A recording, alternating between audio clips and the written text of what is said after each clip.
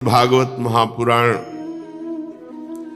आज 12 स्कंद प्रारंभ हो रहा है, जिसमें कलयुग के भगवान के जाने के बाद जो राजवंश हुए उनका वर्णन है।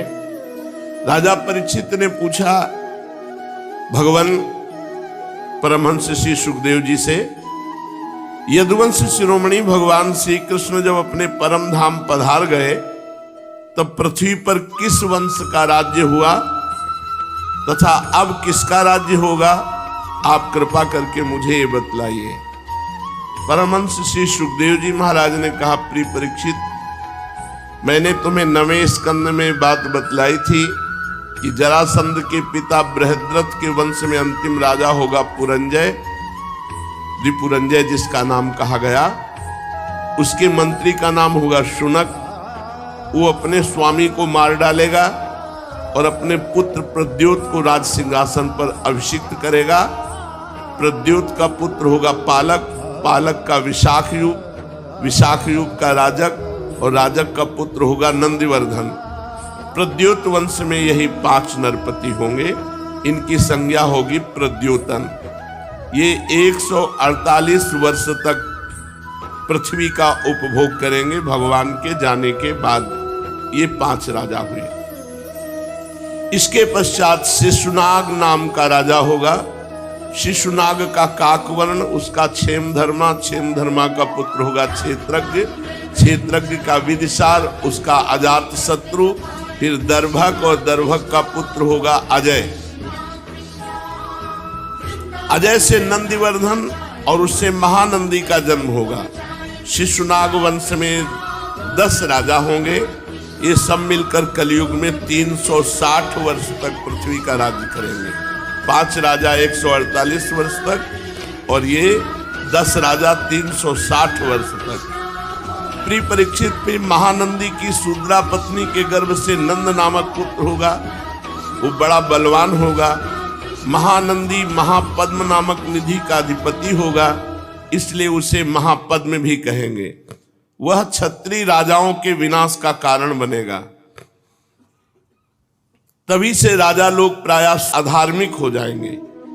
महापद्म पृथ्वी का एक क्षत्र शासक होगा।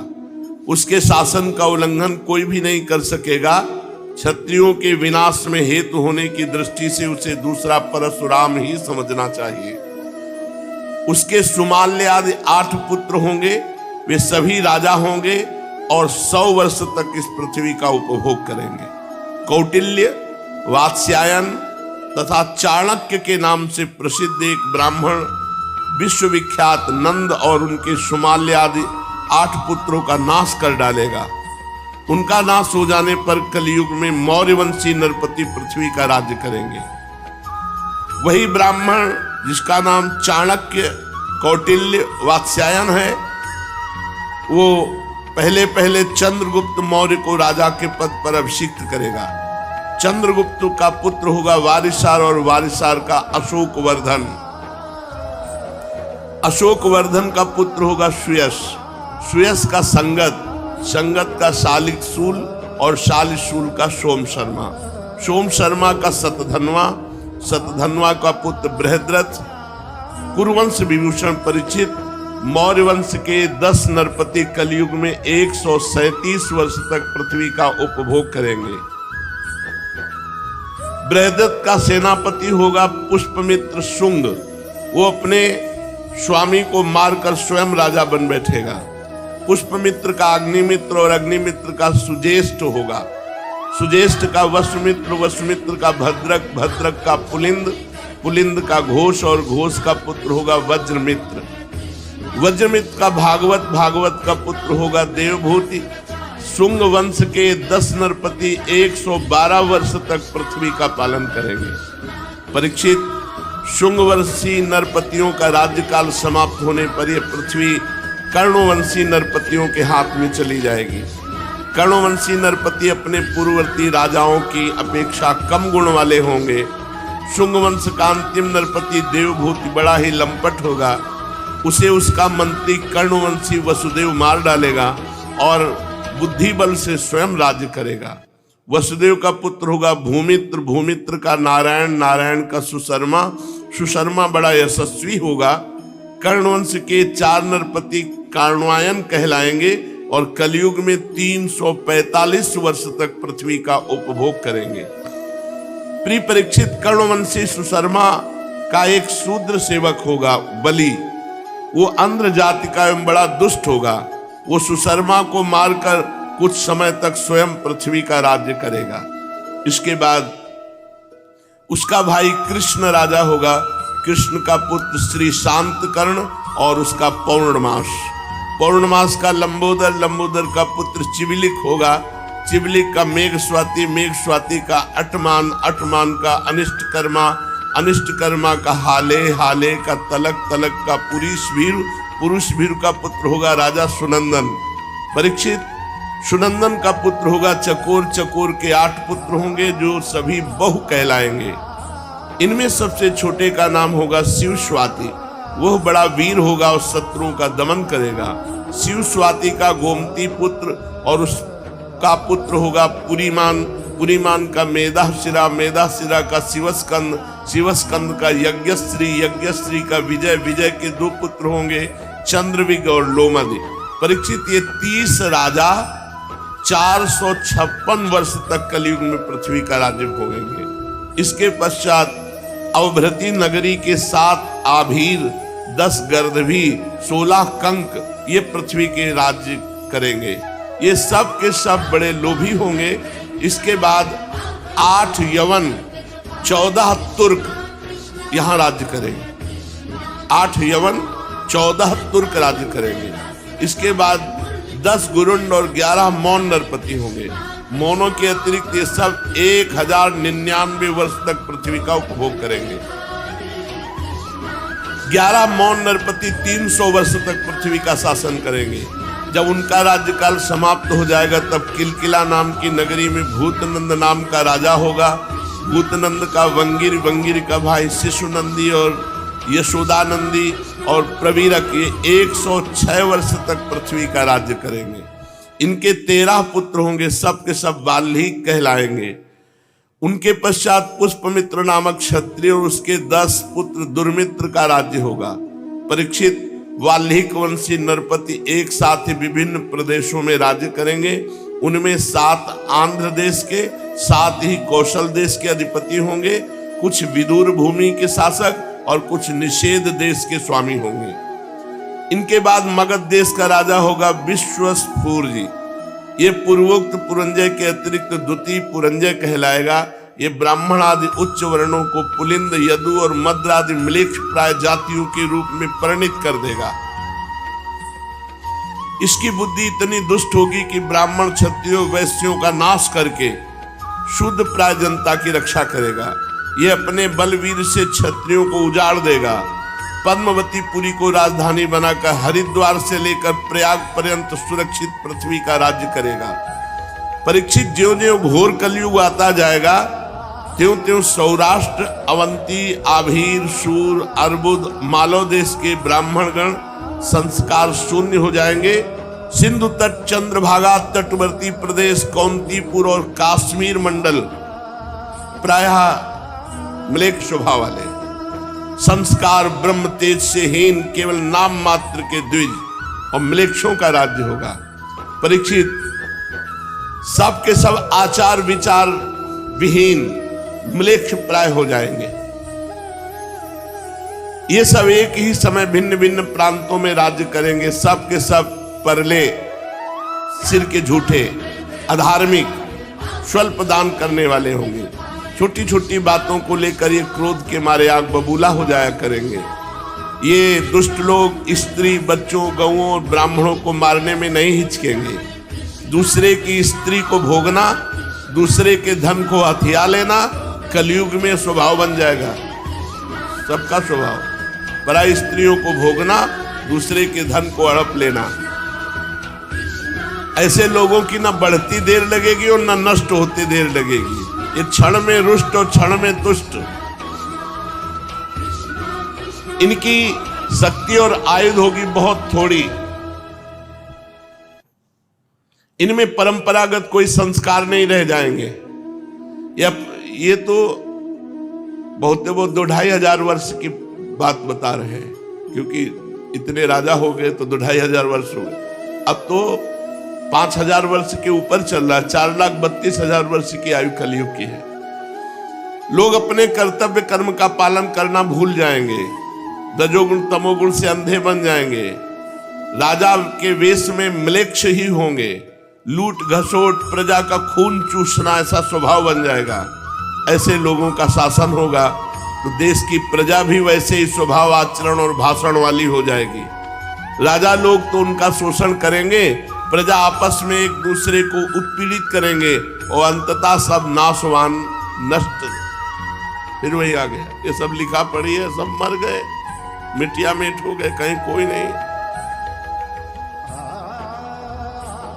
श्री सुखदेव जी कहते परीक्षित समय बड़ा बलवान है। ज्यों ज्यों घोर कलयुग आता जाएगा त्यों त्यों उत्तरोत्तर धर्म, सत्य, पवित्रता, क्षमा, दया, आयु, बल और स्मरण शक्ति का लोप होता जाएगा। कलयुग में जिसके पास धन होगा उसी को महान माना जाएगा। लोग उसी को बड़ा आदमी मानेंगे, कुलीन, सदाचारी, सद्गुणी मानेंगे। वही बड़ा माना जाएगा जिसके पास धन है, जिसके पास पावर है। बिल्कुल, जिसके हाथ में शक्ति होगी वही धर्म और न्याय की व्यवस्था देखेगा, चाहे वो घोर पापी क्यों न हो। जो लिखा है वो देख ले, हो रहा है। दाम्पत्य भी रुचिर हेतुर मायैव व्यवहारिके। पहले लड़की की कुंडली देखो, लड़का की कुंडली देखो, गुण मिलाओ, सब। कलयुग में नहीं चलेगा। विवाह संबंध के लिए कुल, सील, गुण की परख निरख नहीं होगी। युवक युवती पसंद कर लिए बस हो गया, पसंद आए तो ठीक है, नहीं दूसरा कर लिए। ये कितना गंदा व्यवहार। युवक युवती पारस्परिक रुचि से ही विवाह होगा, गुण से, कुंडली से, जाति से, कुल से, इससे कोई मतलब नहीं रह जाएगा। व्यवहार में कौन निपुण माना जाएगा? जो जितना झूठ और बेईमानी कर ले, जितना गंदा व्यवहार कर ले, उतने व्यवहार में निपुण माना जाए। वाले बड़े प्रवीण हैं, लाखों की जो चपत लगा दे दूसरे की, वही प्रवीण माना जाएगा कलयुग में। किसी के जीवन में सच्चाई और ईमानदारी नहीं रहेगी। युग धर्म का प्रभाव। जो जितना छली कपटी होगा उतना प्रवीण माना जाएगा। जितना छल कर ले, कपट कर ले, उतने व्यवहार कुशल माना जाएगा। स्त्री पुरुष की श्रेष्ठता उसके गुण संयम से नहीं, उसके चरित्र से नहीं, उसकी दुष्टता से होगी। जितना दुष्ट स्वभाव, जितना नीच, जितना वो उतना ही महान। कलयुग में कोई ब्राह्मणत्व से युक्त नहीं रहेगा। कलयुग का प्रभाव अभी तो भगवान की कृपा से है, क्योंकि अभी 5 वर्ष 4,32,000, पहले 32,000 तो पार हुए। न यज्ञ उपवीत, न त्रिकाल संध्या, कोई मतलब नहीं है, कोई मतलब नहीं। ब्राह्मणत्व से कोई मतलब नहीं रह गया। त्रिकाल संध्या, गायत्री जप, नियम संयम, मनमानी आचरण। अब तो यज्ञोपवीत भले ब्याह के समय डाल लेते हो तो डाल लेते हो, नहीं तो ब्याह क्या होता है? जब girlfriend boyfriend live in relation, तो पंडित की जरूरत क्या है? ब्याह की जरूरत क्या है?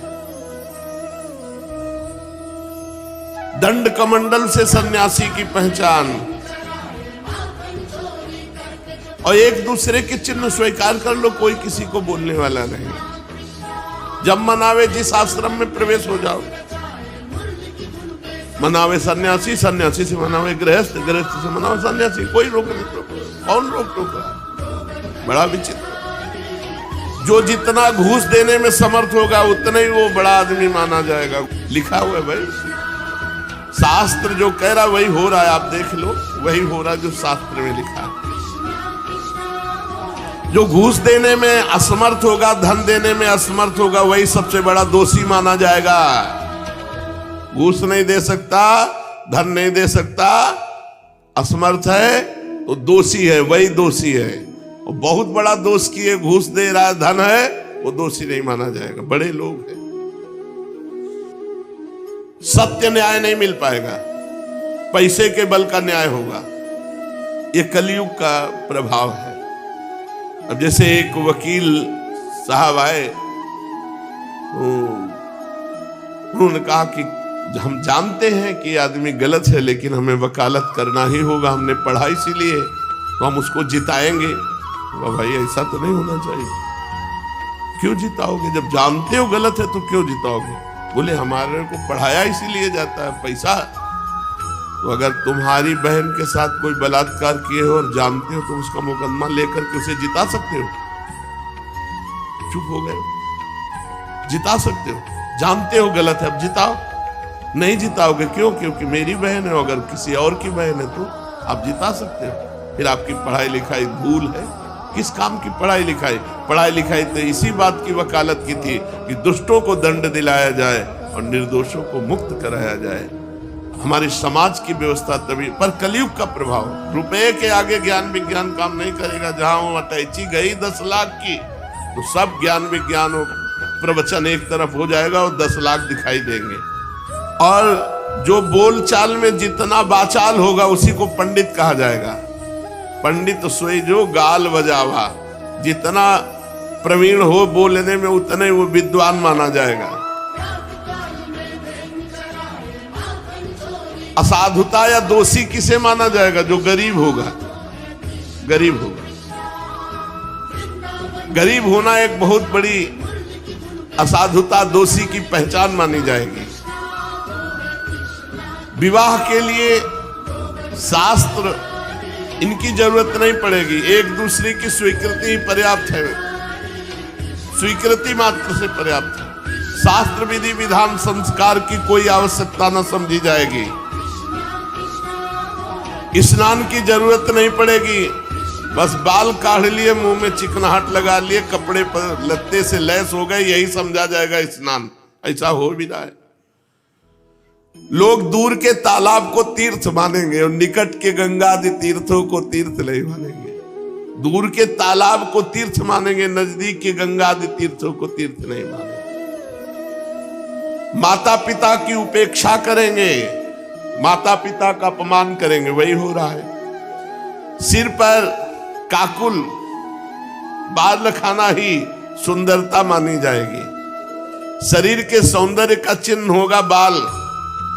जीवन में सबसे बड़ा पुरुषार्थ होगा इन प्रकार पेट भर ले, बस यही पुरुषार्थ होगा। जो जितनी ढिठाई से बात कर सके उतना ही वो सच्चा माना जाएगा। योग्यता चतुराई सबसे बड़ा लक्षण होगा। मनुष्य अपने कुटुंब का पालन कर ले वही प्रवीण माना जाएगा, चाहे धर्म से चाहे अधर्म से। अगर कोई दान पुण्य भी करेगा तो अपने यश के लिए करेगा, खूब नाम हो जाए। इतना दिया, यहां गए, इतना किया, छपाया यूट्यूब में, ऐसे सारी पृथ्वी में दुष्टों का बोलबाला हो जाएगा। राजा का कोई नियम नहीं रहेगा। नीच स्वभाव के अत्यंत निर्दयी क्रूर राजा होंगे।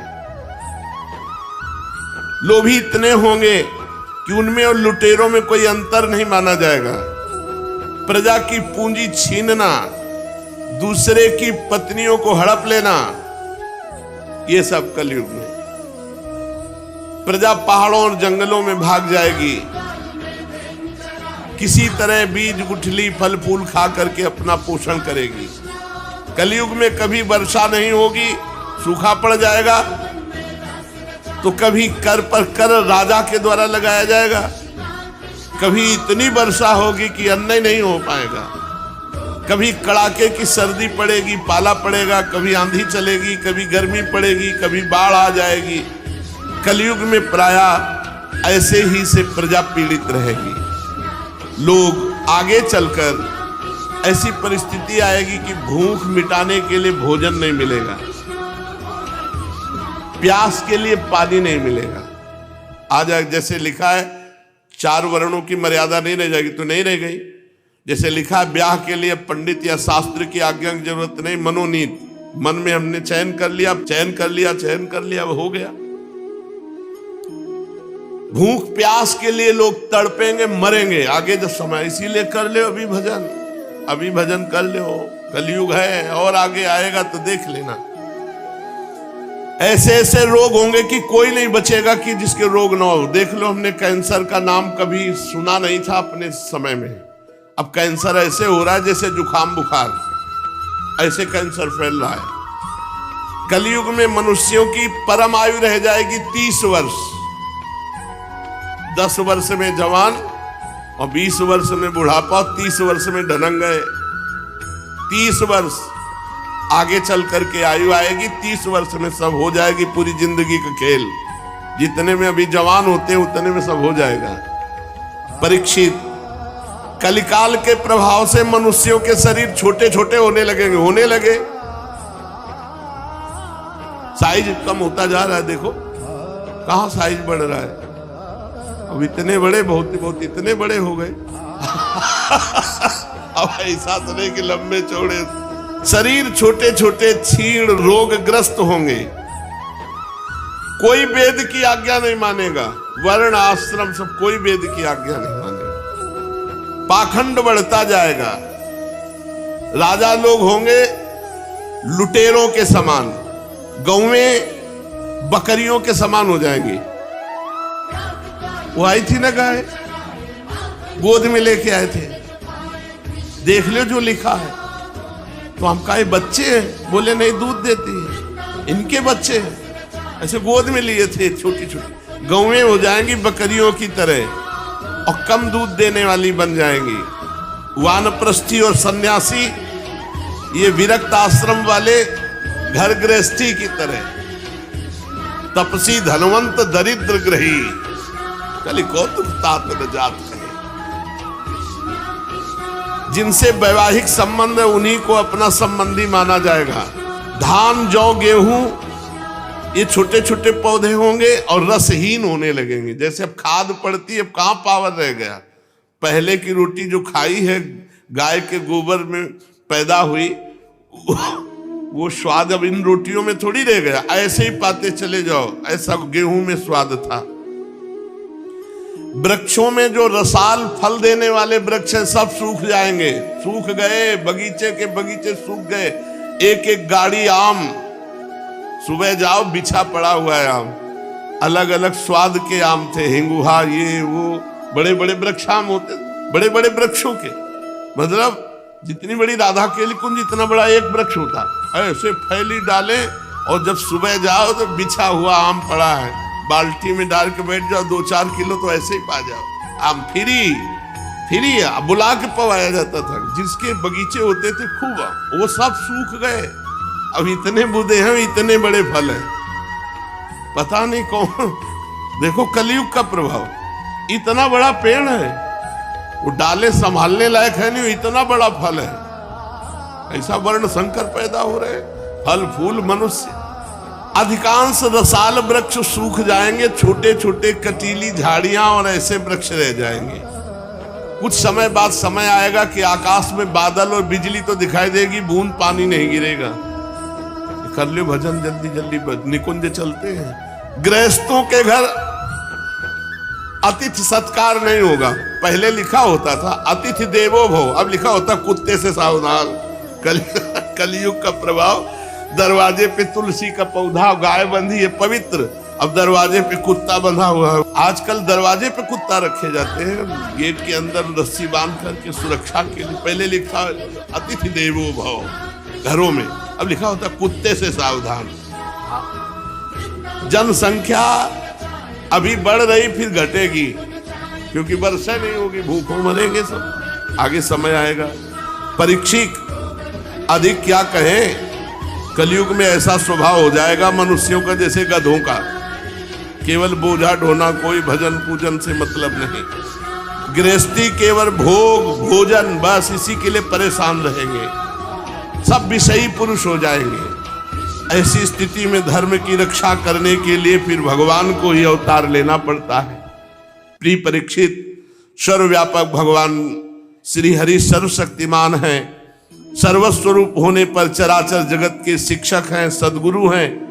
वे साधु सज्जन पुरुषों के धर्म की रक्षा के लिए उनके कर्म बंधन को काट कर उन्हें जन्म मृत्यु के चक्र के छुड़ाने के लिए अवतार ग्रहण करेंगे जब घोर कलयुग आ जाए। अभी 4,32,000 में अभी 5,000 के ऊपर कुछ हुआ है।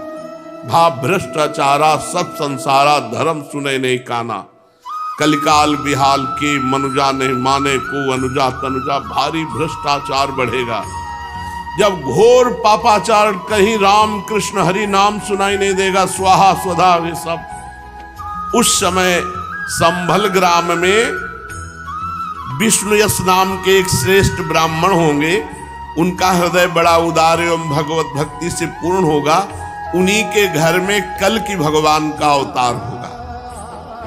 श्री भगवान अष्ट सिद्धियों के और समस्त सद्गुणों के एकमात्र आश्रय हैं। समस्त चराचर जगत के वही रक्षक और स्वामी हैं। उनके घोड़े का नाम होगा देवदत्त। वो देवदत्त नामक शीघ्रगामी घोड़े पर सवार होकर दुष्टों को अपने तलवार के घाट उतारेंगे। काट काट कर जितने दुष्ट कलयुगी हैं सबको मारेंगे भगवान। और उन भगवान के रोम रोम से अतुलनीय तेज की किरणें छिटकती होंगी। वे अपने देवदत्त नामक शीघ्रगामी घोड़े से पूरी पृथ्वी पर विचरण करके जो राजा के वेश में छिप कर रहने वाले कोटि कोटि डाकू हैं उनका संहार करेंगे। फिर जब सब दुष्टों का संहार हो जाएगा तब नगर और देश की सारी प्रजा का हृदय पवित्र हो जाएगा। कल की भगवान के दर्शन से शरीर में लगे हुए अंगराग के स्पर्श से पावन वायु सबकी बुद्धि शुद्ध कर देगी। उनके पवित्र हृदयों में सत्य मूर्ति भगवान वासुदेव विराजमान होंगे और फिर उनकी संतान पहले की भांति हष्ट पुष्ट और बलवान होने लगेगी। प्रजा के नयन मनोहारी हरि के ही अवतार से धर्म की रक्षा होगी, क्योंकि हरि सबके स्वामी हैं। जब भगवान कल की रूप में अवतार ग्रहण करेंगे उसी समय से फिर सतयुग प्रारंभ हो। ये आखिरी बात है 4,32,000। अभी तो 80 तक लोग जा रहे हैं, 90 तक बताया नहीं, 20-30 में हो जाएगा काम। 4,32,000 भजन कर लो भजन। चलो चलते हैं निकुंज श्री जी के पास, वहीं 56 भोगा रोकेंगे और मजीरा हो जाकर कीर्तन करेंगे। जय जय श्यामा जय जय श्याम जय जय श्री वृंदावन। कहाँ इस प्रपंच में फंसेंगे। वो भजन कर लो।